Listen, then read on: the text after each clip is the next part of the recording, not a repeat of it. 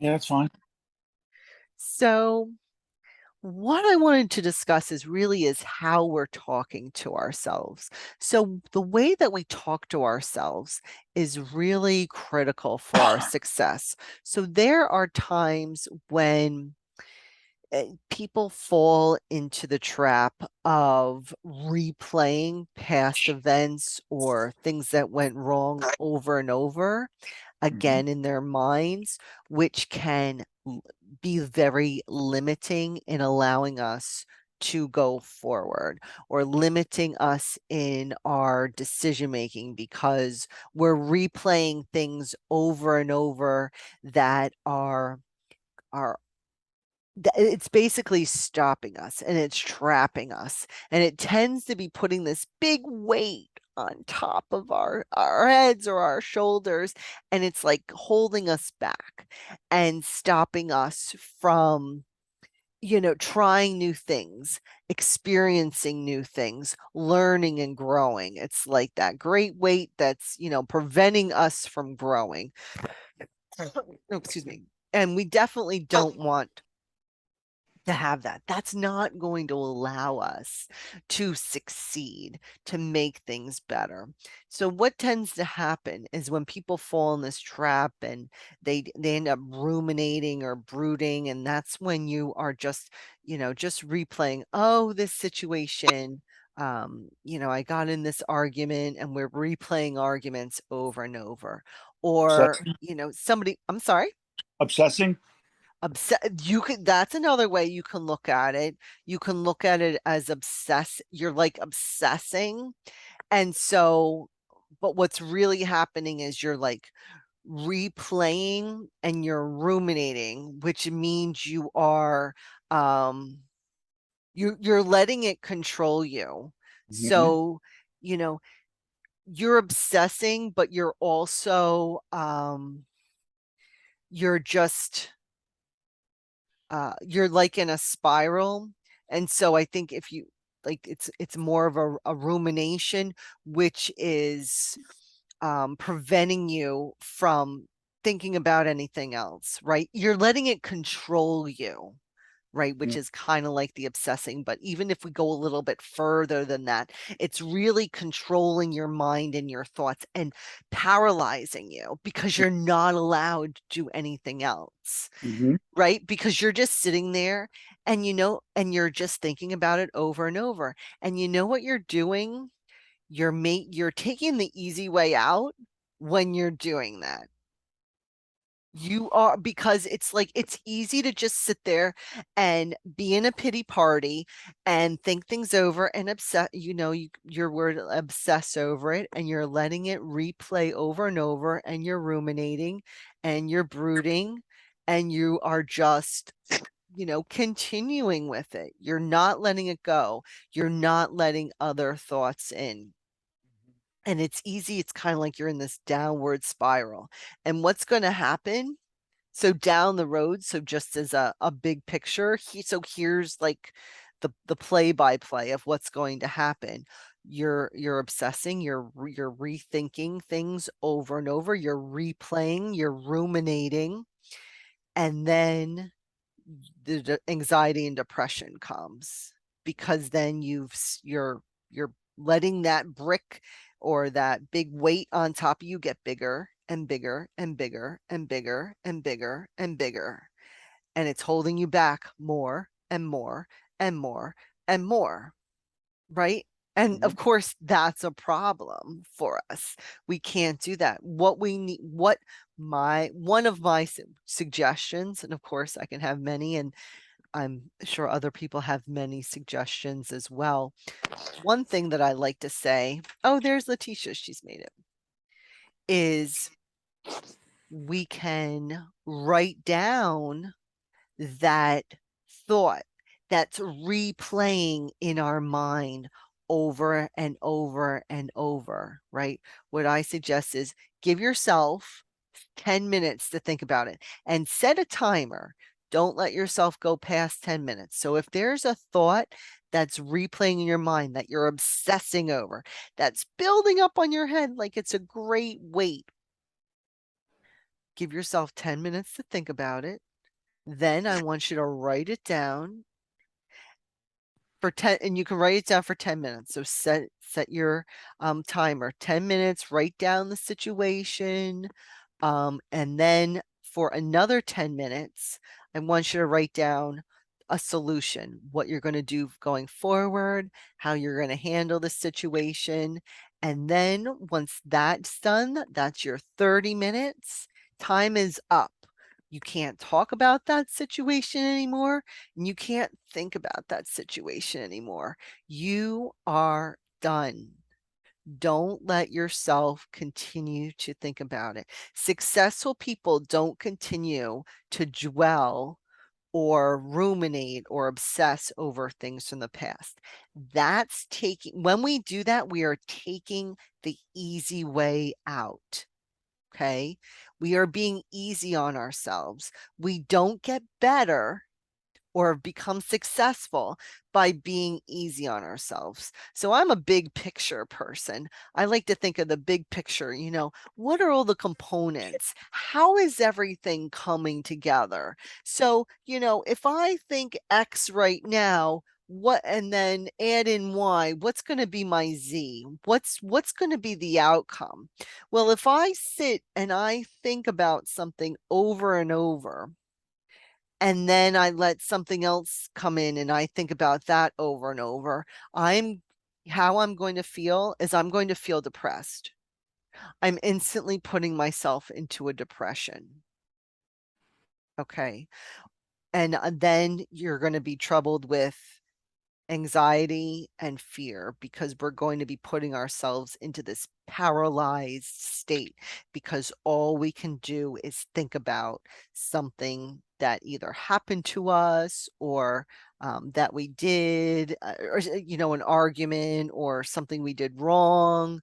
Whatever it was, whatever is replaying in your mind, you need to stop, because you're going to put yourself into an anxiety and depression situation, and the weight's just going to sit there and get bigger and bigger and bigger. And we don't want that to happen.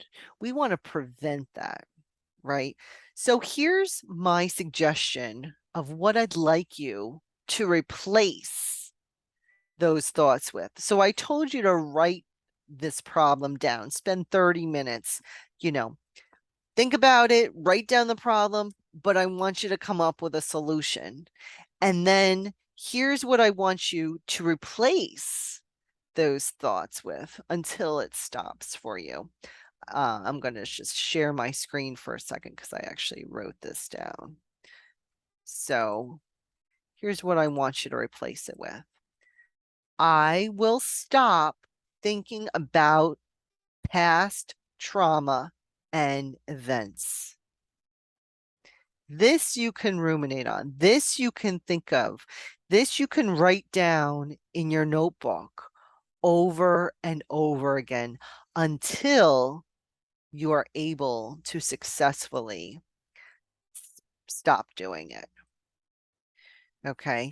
So something that teachers, or I think it happened, like the nuns in the Catholic schools used to do, is to discipline a student, they'd make them write, I will not talk during class, or whatever they want them to stop doing, they make them write a whole bunch of times on the blackboard over and over again, right? Because it cements it in your brain. So when you're doing something, you kind of like have to discipline yourself.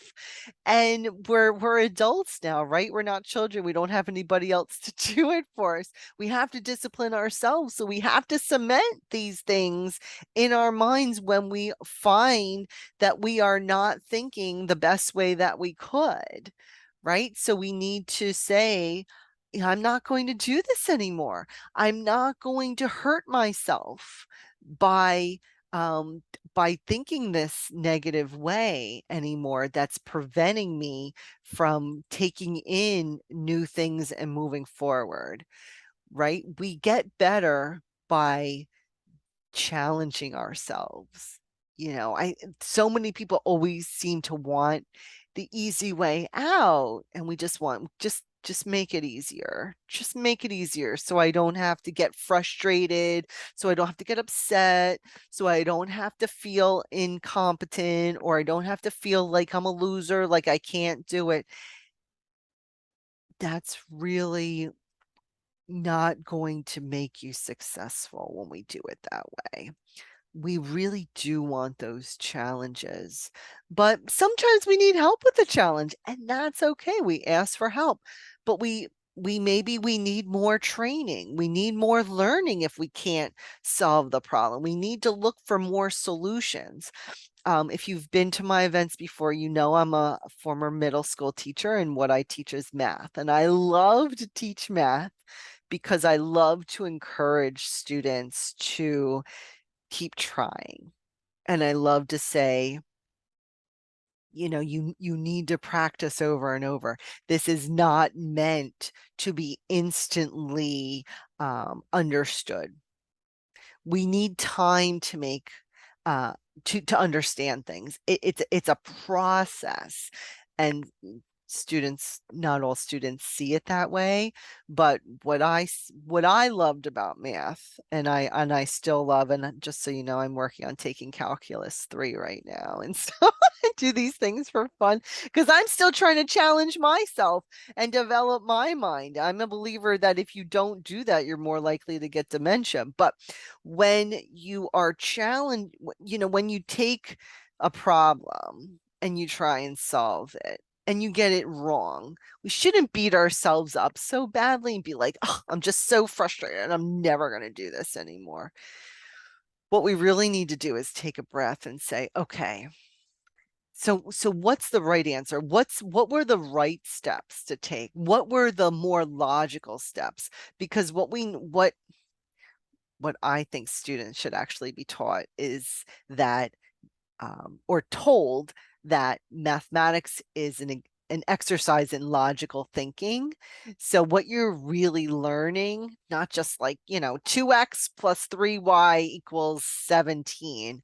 What you're really, it's like, I'm never going to use this. No, but your brain is learning how to think and rationalize things logically using these, three, 4 dimensional type thinking, these abstract kind of concepts. You're training your mind. So, and I always feel so bad when it's like you can't give up so easily, because in life we can't give up so easily. We can't say, "Ugh, I didn't get that easily. I didn't get this right when I wanted it. I'm giving up. That's it." Well, that's unfortunate that we've decided to take the easy way out and not challenge ourselves, not say, well, what else do I need to learn? What didn't I know that prevented me from being more successful in that situation? Can I go somewhere and learn more? Can I learn more about relationships? Can I learn more about how I talk to people? Can I learn how to problem solve? Maybe we just think we just haven't learned it yet. I mean, there's concepts in math that I didn't understand, and I became a math teacher. But then there's still some gaps. There's still some things to learn. And I remember I was in a class with another teacher, and then she taught something, and I was finally like, oh, now I get it. Right. Because it's a process and our mind develops at different times. And then sometimes it's how someone is explaining it. Is it going to click? Sometimes it does, and sometimes it doesn't. That's why I say we always need different teachers, because we don't know who is going to lay things out in a way that's going to make sense for us. Like, I love to listen to different motivational speakers, and I flip around to different ones. Who's making sense for me at the time? Who's saying things that it's like, oh yeah, I didn't think about it that way before, but now let me think about it this way, and now let me move forward. So these things happen sometimes, and that's why I love to use math as an example, because everybody's always like, no, with the math, but it's really good for us to know that it's okay to mess up. We're supposed to, because that's how we really learn. And I see a hand up. Letitia, yeah, What do you share? Go ahead. Hi. So when you were talking about overthinking, about past experiences, I'm guilty of that. So, um, Okay. I feel like I'm not sure why I do it. I feel like it has to do with being able to not forgive that person. Okay. So I that's like what I think probably could be the reason why I'm not able to like forgive them, or it's Or are not, or you not maybe I'm able to just, forgive yourself? or myself, where I'm like very rigid in like my beliefs and what I think. So Okay. um yeah, but I feel like yeah, maybe forgiveness would help in not like rehashing a situation over and over, even though it happened many years ago. Yeah. And that's common. We fall into that trap where it's like, I just can't let this go. I have to think of it over and over again. I have to remain angry at that person. I have to. I can't let that go. When you're doing that, so here's what to remember. You are hurting you. You are not hurting the other person. You are hurting you. Yeah, I feel like if I let it go, then it'll be easier for like that destructive person to come back in my life, and that's not something that I wanted to. So I need to find a healthy way of, deciding that, I'm just gonna let this go, but that does not mean that I just forgot everything and let this person can come back in my life, because it seems like even though like they're like the manipulators, and they are the ones that did something to me, they don't see it that way. Like when I'm like saying, oh, I'm not going to tolerate this anymore, they kind of like, they're like shocked, they're like, what, you know Yeah. Well, now, so you're saying something interesting there, and I'm just, I'm formulating, I'm trying to take that in from you, Letitia, so that I can, um, use that information to provide guidance. So here's what part of what I would say is, while we're letting things um, go and not fester, and finding ways for us to put ourselves into environments that are going to be good for us, which means putting us around people that are going to be good for us. That doesn't mean, and even if we forget, that doesn't mean that we're not going to learn. So what I'd like you to remember is, what are you learning from this situation? Because I feel like you're not learning. So here's what I'm kind of hearing that I think you want to make sure you're learning, okay, to then move past it, is I'm learning that someone who is displaying, I would like you to write this down if you can, okay, when you're sitting and meditating and thinking about this, is I want you to write down what you're learning, that this behavior, people who are exhibiting this behavior, and put down whatever the behavior was that you observe, that is not working for you, that you would like to not encounter, is make sure that you are saying, I don't want this to occur again. Here's how I'm going to move forward. Here's how I'm not going to allow myself to be manipulated in XYZ way. Right? So you want to make sure you're getting that learning component. Okay. And then make sure you're putting yourself into better environments going forward. People who behave in the way that they should. I have people in my life that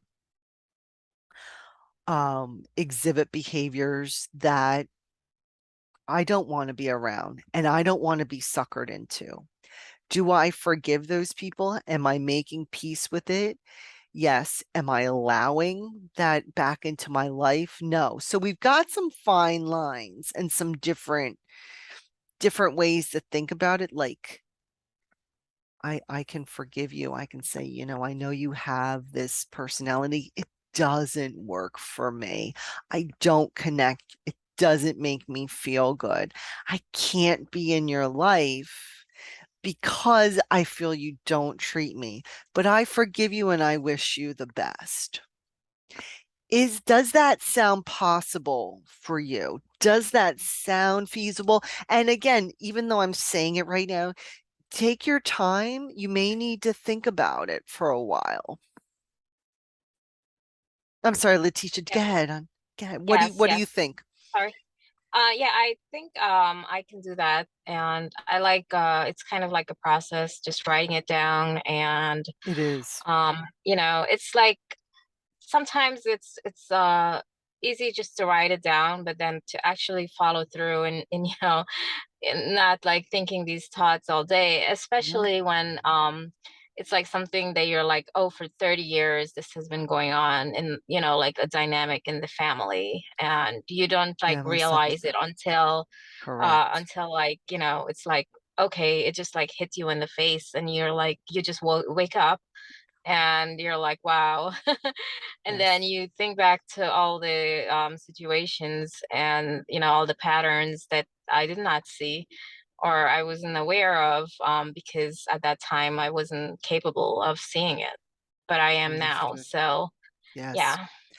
So, as you're speaking, if I may, I have experienced same things. It sounds like similar, where there have been family and behaviors that have gone on, for 30, 40 years, where I was just like, where I was blind to it and I didn't realize it.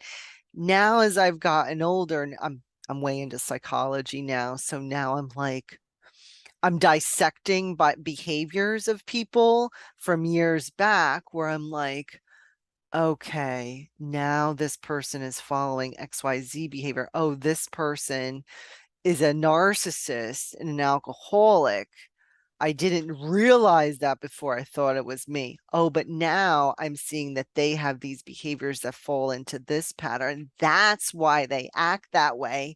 And I can't get along with a narcissist or an alcoholic. So that's why I'm not going to be able to. Or here's someone, oh, this person was in a depression. This person had I had this ex-boyfriend and I had gone to his house to see his sister, and years ago, and he and I had a dispute, and I was going to talk to his sister, and then I went, and he lived in the same house, and I saw it, and it was like a disgusting um, mess. And I couldn't believe this. And they had like broken glass on the floor and pets going to the bathroom on the floor. But they seem like really rational, normal people. But I went in the house and it stunk really badly. And I'm like, what was going on with this person?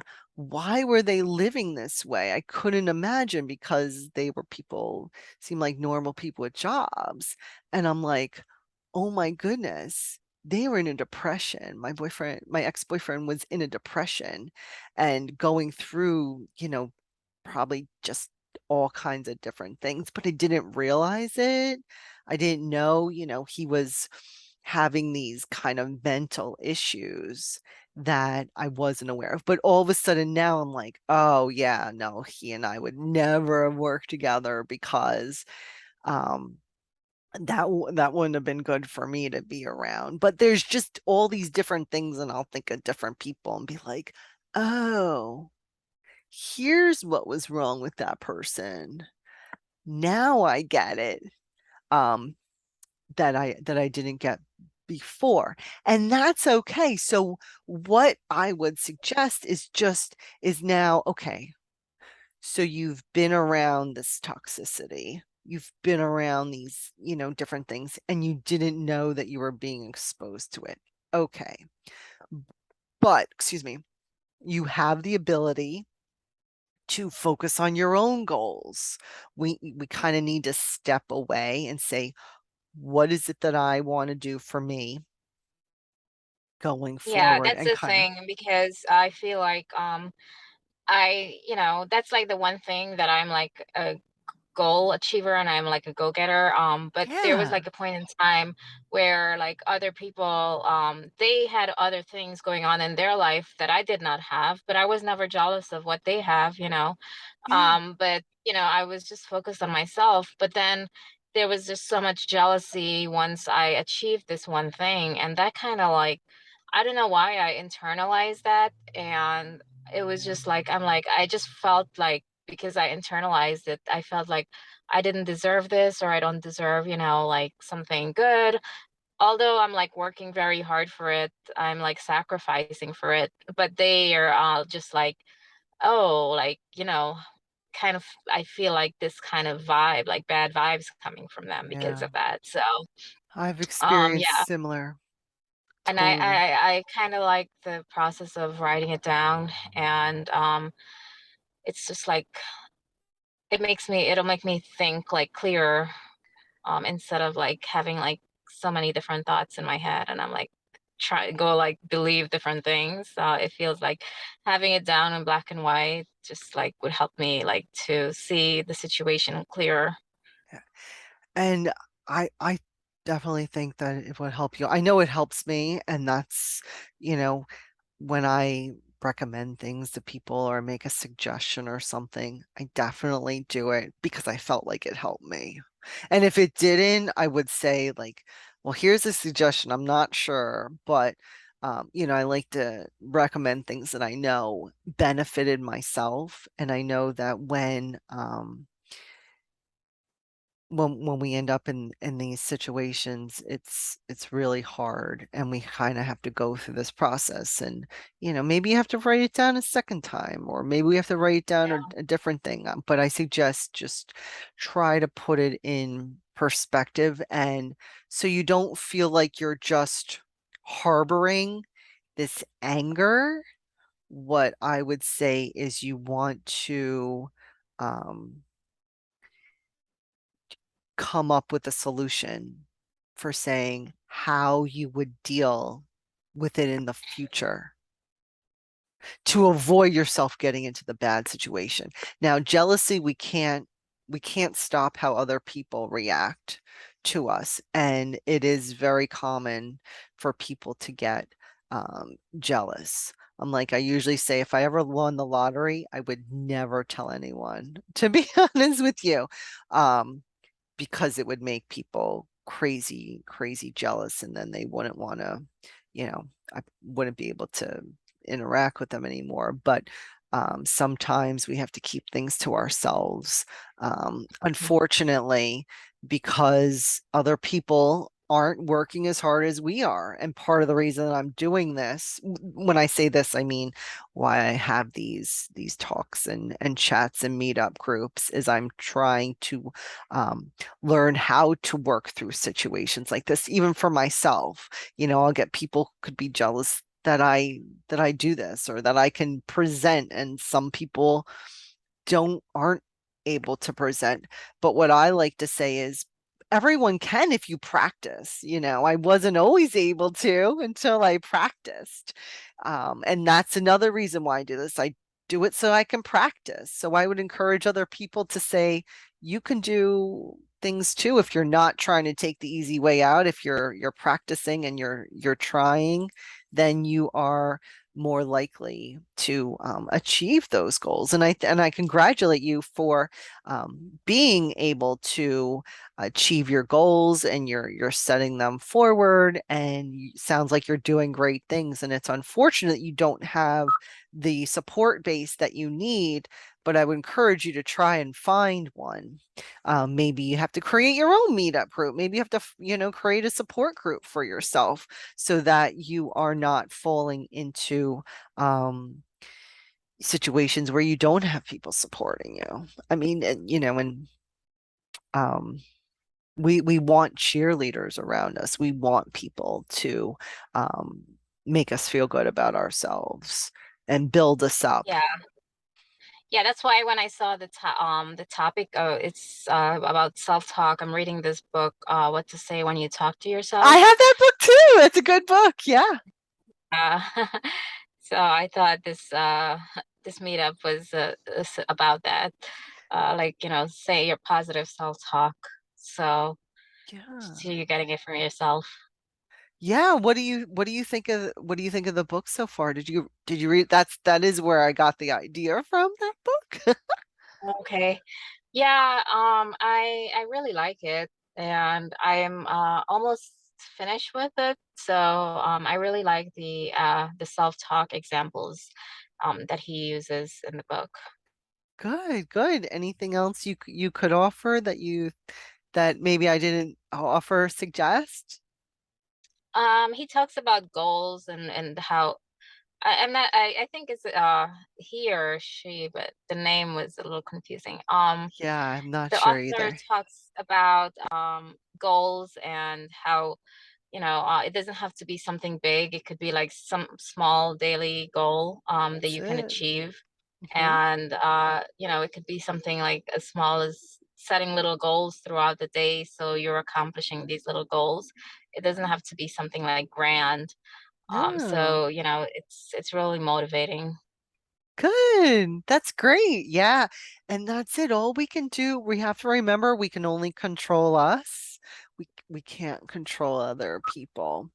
And even when I have my meetup groups and people come in and sometimes people will say to me, "Oh, I didn't like that some such and such said XYZ or something." I'm like, I can't control what other people say, but you control you. You control where you are, you control who you're around, and you control your destiny. Yeah. So, now I'm not saying those decisions are easy to make. I'm not saying that it's easy to decide to be around certain people or not be around certain people, but it is still up to you. You are in control of that. And we want to talk to ourselves in a way that we offer ourselves kindness and that we offer ourselves positivity and know that we are deserving of love and success. And even though other people may not like it, that's on them, and we need to separate ourselves from that negativity, so that we can uh, make sure we're feeding our brains with positive, energizing thoughts rather than negative, self-destructing thoughts. We don't want to keep ruminating and brooding over things that we can't change. You can't change yesterday. You can only change now and the future. That's all we have control over. Does that make sense? Yeah, that's so true. Thank you. Yeah, absolutely. So I'm so glad that you all were able to join. I'm sorry I had trouble with the link. I hope that this was a little bit helpful or inspirational for you, and I look forward to seeing you at the next event. Thank you so much. You're welcome. Have a great night. Bye bye now. Bye. Thank you. You're Bye. welcome. Bye.